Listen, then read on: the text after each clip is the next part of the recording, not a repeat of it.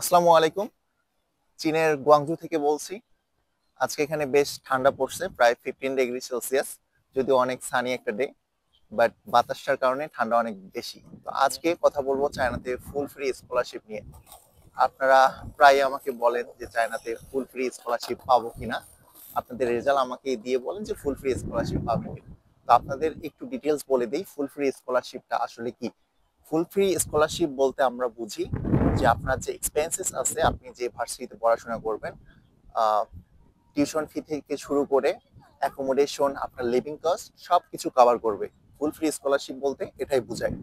তো আপনারা যারা চীনে ব্যাচেলর করতে চান বা মাস্টার্স করতে চান অথবা যারা পিএইচডি করতে চান, তাদের ক্ষেত্রে স্কলারশিপের ধরনটা আহ, বিভিন্ন ধরনের হয়ে থাকে। ব্যাচেলরের ক্ষেত্রে ফুল ফ্রি স্কলারশিপটা পাওয়া বেশ কঠিন, কারণ ভার্সিটিগুলো ফুল ফ্রি স্কলারশিপ ব্যাচেলরের ক্ষেত্রে বেশিরভাগ ভার্সিটি দিয়ে থাকে না।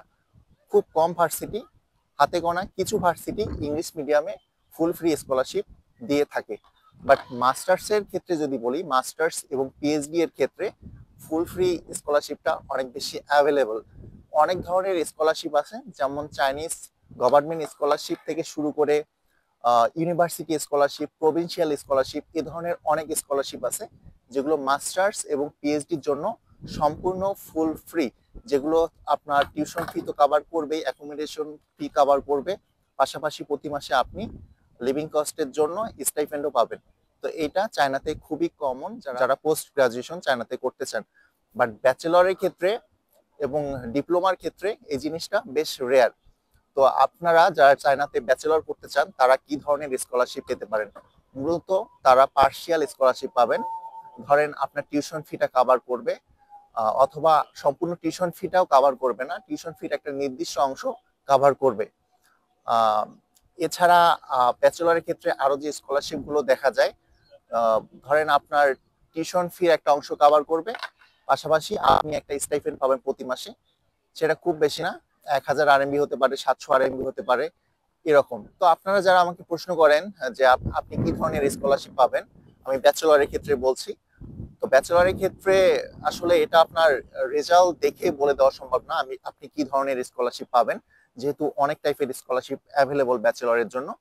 এটা এটা হচ্ছে আপনি যখন ভার্সিটিতে অ্যাপ্লাই করবেন, ভার্সিটি আপনার রেজাল্টটা ইভালুয়েট করবে। এরপর আপনার রেজাল্ট অনুযায়ী আপনি আহ, কোন টাইপ স্কলারশিপ আপনাকে ওরা প্রোভাইড করবে, এটা সম্পূর্ণ তাদের উপরে ডিপেন্ড করতেছে।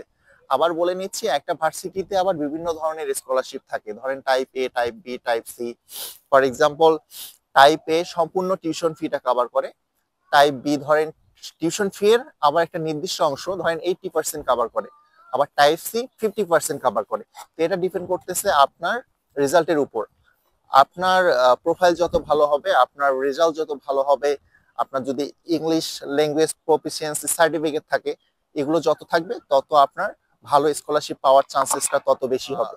কিছু কিছু ব্যতিক্রম আছে, কিছু কিছু ভার্সিটিতে অ্যাপ্লাই করার আগেই আসলে রেজাল্ট দেখেই বলে দেওয়া যায় যে আপনি কি ধরনের স্কলারশিপ পাবেন, বাট বেশিরভাগ ক্ষেত্রেই রেজাল্ট দেখে আসলে বলা সম্ভব হয় না।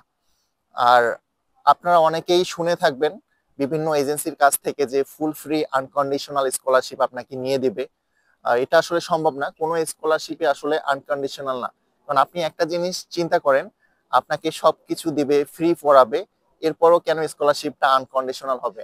আনকন্ডিশনাল মানেটা কি? ধরেন আপনি ক্লাস করবেন না, পরীক্ষায় পাশ করবেন না, যা খুশি তাই করে বেড়াবেন, তাদের রুলস এন্ড রেগুলেশন মানবেন না, এরপরও আপনাকে ওরা স্কলারশিপ দিবে? Does it make any sense? So এ ধরনের স্কলারশিপ কখনো এক্সিস্ট করে না চায়নাতে। আপনাকে অবশ্যই কন্ডিশন নিয়ে চায়নাতে পড়তে হবে যদি আপনি স্কলারশিপ ধরে রাখতে চান। তো এই জিনিসটা খুবই কমন। আপনি দেশের বাইরে আসবেন, স্কলারশিপ ধরে রাখতে হলে তো কষ্ট করতেই হবে, ক্লাস করতে হবে, পড়াশোনা করতে হবে। এই জিনিসটা খুবই স্বাভাবিক। তো চায়নাতে যারা আসতে চাচ্ছেন, একটু মোটিভেটেড থাকেন যে পড়াশোনা করতেই তো আসতেছেন, কন্ডিশন থাকলে সমস্যা কি?